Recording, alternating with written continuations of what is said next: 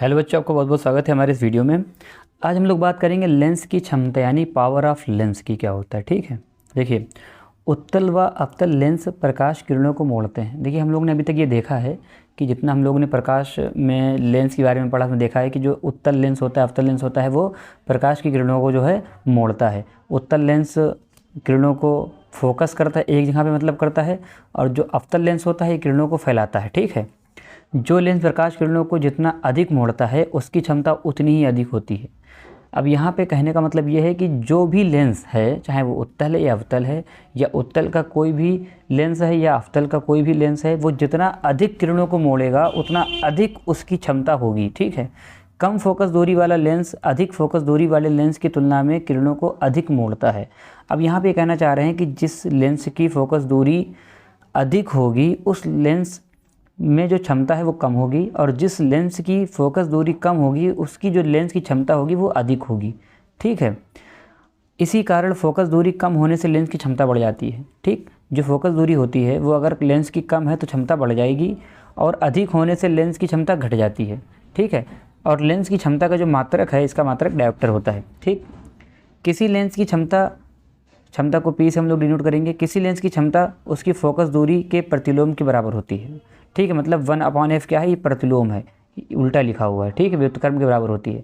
जबकि फोकस दूरी मीटर में नापी गई हो, और फोकस दूरी को मीटर में मापेंगे, 1/f अगर है जिसका मतलब है मीटर में f है। ठीक है, और इसका मात्रक क्या है, डायोप्टर है।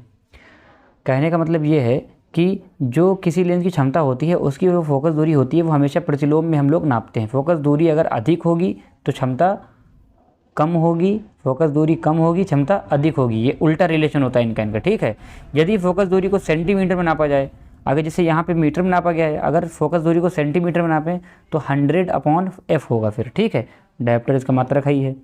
उत्तल लेंस की जो फोकस दूरी होती है वो धनात्मक होती है, अतः इसकी क्षमता भी धनात्मक होगी। हम लोग जानते हैं कि उत्तल लेंस का जो फोकस होता है वो दाहिनी तरफ होता है, बाईं तरफ होता है, तो धनात्मक होता है फोकस उत्तल लेंस का, तो इसकी क्षमता धनात्मक होती है। वहीं अवतल लेंस की फोकस दूरी ऋणात्मक होती है, अतः इसकी क्षमता भी ऋणात्मक होगी। ठीक है, मतलब अवतल लेंस जो होता है इसकी फोकस दूरी जो है किधर होती है, इधर साइड में होती है। तो अगर लेंस इधर है फोकस दूरी इधर होगी, और इधर वाली हमेशा किधर क्या रहेगी, वो हमेशा ऋणात्मक रहेगी, तो इसका जो क्षमता है वो भी ऋणात्मक रहेगी। ठीक है, अब आपको समझते हैं कि लेंस की क्षमता में किरणों को मोड़ने का कॉन्सेप्ट है क्या। मान लेते हैं ये कोई लेंस है जो है अवतल लेंस, और इसकी फोकस दूरी है यहाँ पे। ठीक है, अब किरण अगर आई तो ये ऐसे मुड़ रही है। ठीक, अब मान लेते हैं ये एक लेंस है। ठीक है, इसकी फोकस दूरी कहाँ है, यहाँ दूर है, इधर कम फोकस दूरी है, इधर दूर फोकस दूरी है। तो इसमें ऐसे आने पर फोकस से, क्योंकि प्रिंसिपल एक्सिस के समांतर अगर कोई किरण आएगी तो वो कहाँ से जाना चाहेगी, फोकस से। तो देखिए मुड़ने का जो कॉन्सेप्ट है बहुत ही हल्का मुड़ रहा है, हल्का सीधे सीधे लग रहा है। ठीक है, यहाँ पे अधिक मुड़ रहा है, तो जो लेंस जितना ज़्यादा मोड़ेगा उसकी क्षमता अधिक होगी, जो लेंस किरण को जितना कम मोड़ेगा उतनी क्षमता उसकी उतनी कम होगी।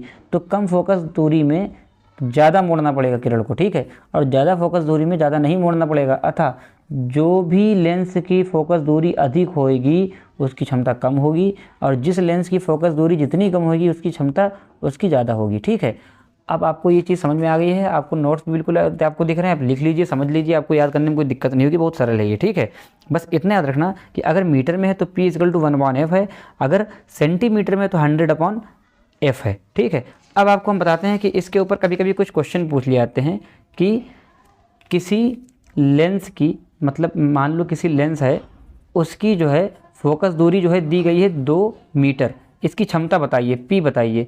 तो आपको पता है कि P बराबर होता है 1/f जब मीटर में फोकस दूरी दी जाएगी।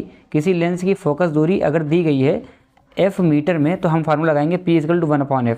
ठीक है, और P निकालना है। ठीक, तो P निकालने पर 1/2 हो गया, क्योंकि 1/f है, f की जगह क्या लिखा, 2 लिखा। इसको सॉल्व करने पर क्या आएगा, ये छोटा है तो इसमें क्या करेंगे, एक पॉइंट लगा के जो है 0 कर देंगे। मतलब इधर देखो ये 1 है, इधर 2 है, इधर लगाया पॉइंट, इधर कर दिया 0, 2 पंजे 10, और आधा का मतलब 0.5 ही होता है, तो इसकी पावर कितनी है कि 0.5 डायोप्टर। ठीक है, डी से क्या दिखाते हैं हम लोग, ये इसका क्षमता का मात्रक है। ठीक है, अब मान लो कभी कभी कहते हैं कि कोई लेंस है, ठीक, उसकी पावर कितनी दे रखी है, 5। पावर कितनी दे रखी है, 5 डायप्टर, उसकी फोकस दूरी निकालिए, तो ठीक है ये भी निकल आएगा। तो फोकस दूरी जो है कैसे निकालना है, F इजिकल टू मान लिया क्या दे रखा है निकालना है, तो P इजिकल टू क्या होता है 1/F होता है। P दे रखा है 5, इधर क्या है 1/F, तो जब ये उधर जाएगा तो ये नीचे आ जाएगा, ठीक है। तो F इजिकल टू 1/5, सॉल्व कर लो, 1 इधर रखा 5 इधर रखा, 0 बढ़ाया, अब भी हो जाएगा 5 2 जा 10 हो गया 0, ठीक। तो 0.2 F इजिकल टू क्या है 0.2, ये मीटर में आया है, ठीक है। अब जो है आपको ये समझ में आ गया कि अगर न्यूमेरिकल की बात करी जाएगी तो आप ऐसे ही मतलब जो है निकाल लेंगे। अगर फोकस दूरी दी गई तो 1/F में रख लेंगे, और अगर डायप्टर दिया गया है तो फिर P इजिकल टू 1/तब भी कर लेंगे, वैल्यू इधर रखनी पड़ेगी, ठीक है। अब मान लो कभी कभी कहते हैं कि सेंटीमीटर वाला अगर फार्मूला लगाना है, ठीक है, तो आप फिर वो 100, अगर सेंटीमीटर की बात कर रहा होगा तो फिर 100/F करेंगे आप, ठीक है। ये है सेंटीमीटर के लिए। अगर बात कर रहा है मीटर में तो 1/F करेंगे आप, ये है मीटर के लिए। इतना ही है बस, ठीक है। तो ज़्यादा कोई दिक्कत है नहीं, आप क्या करिए बस जो है लेंस को ये बस समझ लीजिए, कोई दिक्कत हो कमेंट करके पूछ लीजिए, ठीक है। Thank you.